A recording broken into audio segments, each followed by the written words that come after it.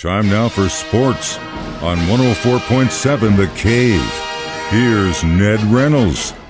Mike, the intern, Ned Reynolds, back in the studio, drinking as much coffee and whiskey as we can to stay warm. So, we talked about the Washington, what are they called now? Commanders. I can't even remember.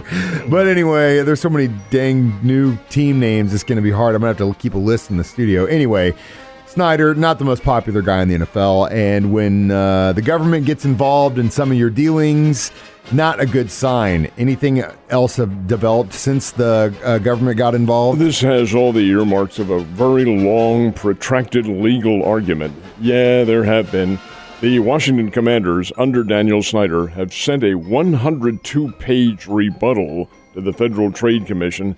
And when they've come up with this, now these are lawyers, of course, and they've come up with everything, a long, lengthy letter, number one, and then documents, emails, texts, phone calls, things of this nature, all denying the charges against the Washington Commanders, which include withholding of money from the traveling team's fund. That's what they do in the NFL.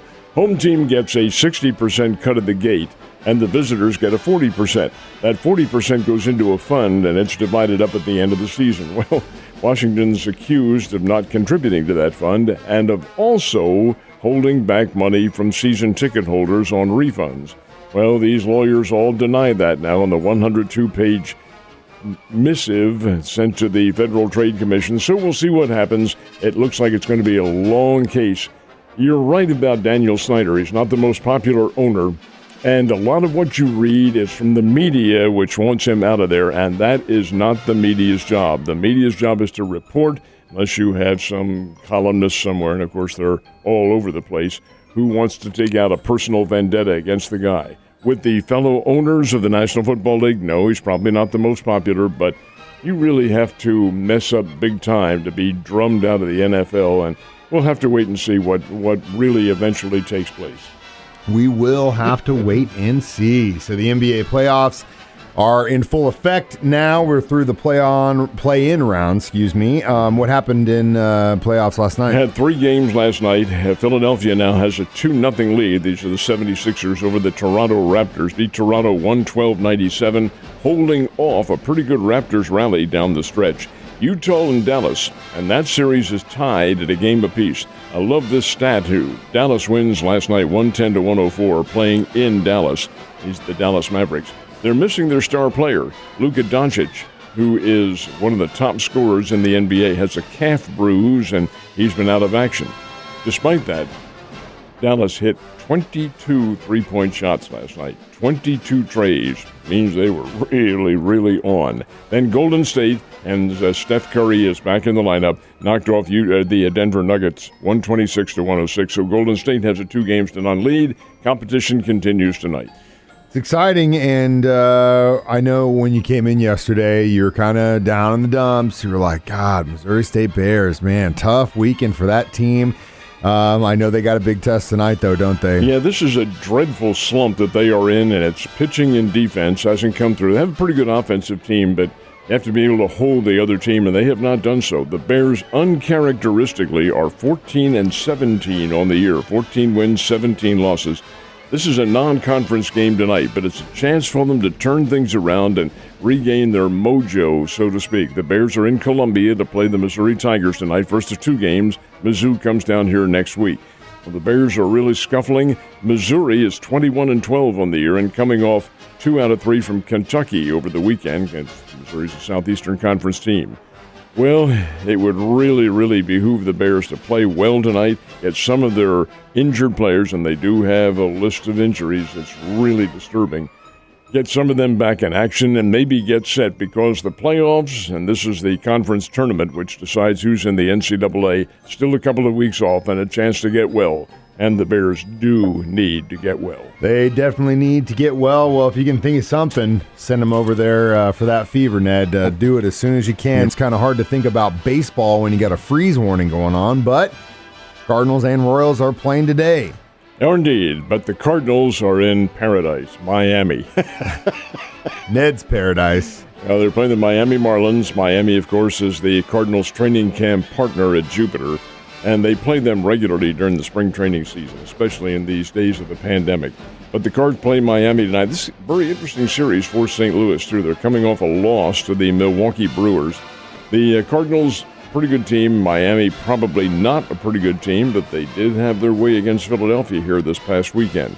An interesting series because of the pitching, and it could be that Jordan Hicks, who has been penciled in as a reliever for the Cardinals, could get a start during this series. And if he does, it would be on Thursday. Jordan Hicks is the kid who can fire over 100 miles an hour. Of course, he's also coming off Tommy John surgery.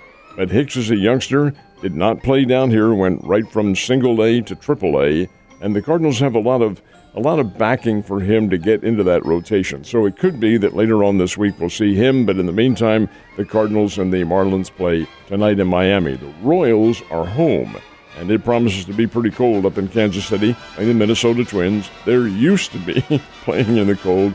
So indeed, the Royals, who are certainly a very commendable team in my opinion, and the challenger somewhere along the line, will get a chance against a division rival. Hopefully they both can get the dubs, and we got the Springfield Cardinals back in town. They'd been gone for a little bit, but they are back in town for a 6-game series. Who are they facing off with? They are playing the Tulsa Drillers. All right, who are the Tulsa Drillers? Well, they happen to be the leaders in the Springbirds division, and why not? They're the AA farm club of the Los Angeles Dodgers, arguably the best team in Major League Baseball. The Dodgers' talent really extends down to Class A baseball. The Dodgers are really, really loaded, and their major league team, while their payroll is pretty high, is really good, very good.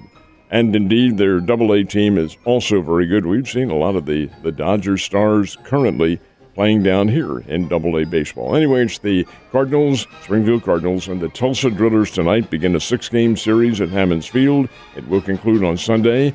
The Springbirds leave again for another 6-game series and then come back to open up the month of May here in town. Last but not least, you know me, I'm the biggest Kansas City Chiefs homer there is, and I've just been so excited, especially earlier this week when they started sharing video of Patrick Mahomes and some of the old guys and some of the new guys down in Texas working out together, which they are allowed to do as long as there are no coaches there. But I think it's interesting that Coach Reed is like, you know what, you guys do your thing down in Texas, even though we've got meetings starting this week. We've been doing them virtually for the last few years, so why not another year? But that says it all right there. He ordered them done virtually because he didn't want everybody getting together.